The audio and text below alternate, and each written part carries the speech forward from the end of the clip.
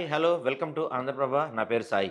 ఇప్పుడే టీడీపీ తన మూడో జాబితా రిలీజ్ చేసింది. అందులో దాదాపుగా మనం చూసుకుంటే 11 అసెంబ్లీ, 13 పార్లమెంట్ నియోజకవర్గానికి సంబంధించిన అభ్యర్థులను టీడీపీ అనౌన్స్ చేసింది. ఈ లిస్ట్‌లో మనం కొన్ని సర్ప్రైజ్ పేర్లున్నాయని కూడా చెప్పొచ్చు.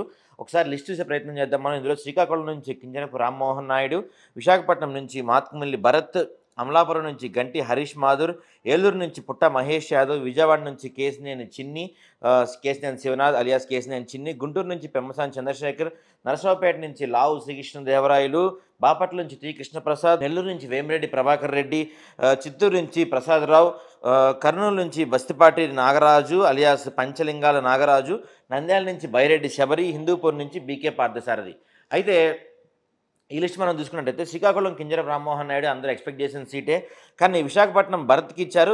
విశాఖపట్నం పొత్తులో భాగంగా విశాఖపట్నం పార్లమెంట్ మనం పురంధేశ్వరి నుంచోబోతున్నారని చెప్పి రకరకాల మనకి వినిపిస్తున్నాయి. విశాఖపట్నం గాని, రాజమండ్రి గాని, విజయవాడ గాని ఈ 3 స్థానాలు పొత్తులో భాగంగా బీజేపీకి ఎళ్ళబోతున్నాయని చెప్పి మనకు గట్టిగా వాదనలు వినిపిస్తున్నాయి. కానీ విశాఖపట్నం, విజయవాడ కూడా అనౌన్స్ చేసేసారు టీడీపీయే. విశాఖపట్నం మాత్కుమిల్లి భరత్‌కు, విజయవాడ కేశినేని శివనాథ్ alias కేశినేని చిన్నికి ఇచ్చేసారు. కేశినేని మన వైసీపీ నుంచి కేశినేని నానికి అగెనిస్ట్‌గా కేశినేని చిన్ని పోటీ చేయబోతున్నారు టీడీపీ నుంచి. ఇక చూసుకుంటే గుంటూరు నుంచి పెమ్మసాని చంద్రశేఖర్ ఈయనకి ఆల్రెడీ గతంలోనే గుంటూరు పార్లమెంట్ ఇన్ఛార్జిగా ఈయన అనౌన్స్ చేశారు. ఇప్పుడు ఆయనకి టికెట్ కేటాయించారు. తర్వాత నరసరావుపేట నుంచి చూసుకుంటే నరసరావుపేట నుంచి లావు శ్రీకృష్ణదేవరాయలు కేటాయించారు. లావు శ్రీకృష్ణదేవరాయలు వైసీపీ నుంచి టీడీపీలోకి జాయిన్ అయ్యారు. వైసీపీలో రిజైన్ చేసి టీడీపీలోకి జాయిన్ అయిన తర్వాత ఆయన ఖచ్చితంగా ఆయనకి ఎంపీ సీటు హామీతోనే ఆయన టీడీపీలో జాయిన్ అయ్యారు అని చెప్పి రకరకాల వార్తలు మనం చూసాం. దానికి తగ్గట్టుగానే ఆయనకి ఇప్పుడు టికెట్ కేటాయించారు. ఆ తర్వాత బాపట్లలో చూసుకున్నాం మనం టి కృష్ణప్రసాద్ ఈయన మాజీ ఐఏఎస్ ఆఫీసర్, తెలంగాణలో ఐఏఎస్ ఆఫీసర్‌గా పనిచేసిన ఈయనకి బాపట్ల టికెట్ కేటాయించారు. నెల్లూరు నుంచి వేమిరెడ్డి ప్రభాకర్ రెడ్డి, హిందూపూర్. అయితే హిందూపూర్ నుంచి కూడా రకరకాల పేర్లు వినపడినాయి. హిందూపూర్ కూడా బీజేపీ వెళ్ళిపోతుంది. పొత్తులో భాగంగా హిందూపూర్ బీజేపీ పోటీ చేస్తుంది అని రకరకాల వాదనలు, వార్తలు వినిపించినాయి.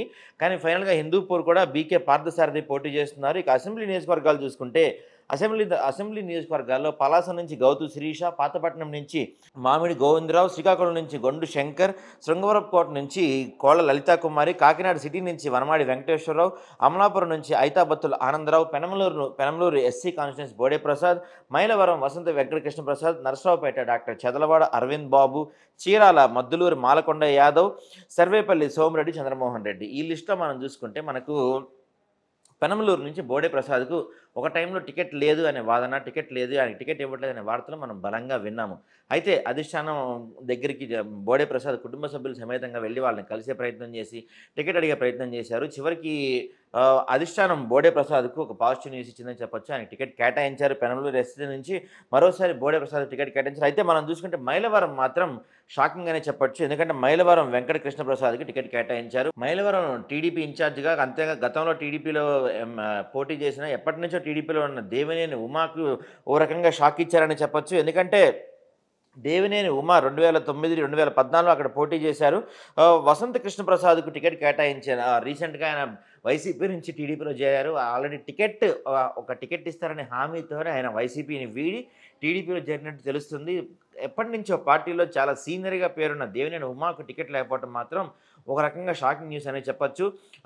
వసంత కృష్ణప్రసాద్ పార్టీలోకి వచ్చినప్పటికీ కూడా దేవినేని ఉమ టికెట్ నాకే, ఎట్టి పరిస్థితుల్లో టికెట్ నాకే ఇస్తారని చెప్పి ఆయన ప్రచారం చేసిన సందర్భాలుగా మనం చూసాము. కానీ అధిష్టానం మాత్రం వసంత వెంకట కృష్ణప్రసాద్ వైపే మొగ్గు చూపింది. అంటే ఎప్పటినుంచో ఉన్న దేవినేని ఉమాని కాదని వసంత వెంకట కృష్ణప్రసాద్ టికెట్ ఇవ్వడం మాత్రం ఒక హైలైట్ న్యూస్ అనే చెప్పొచ్చు.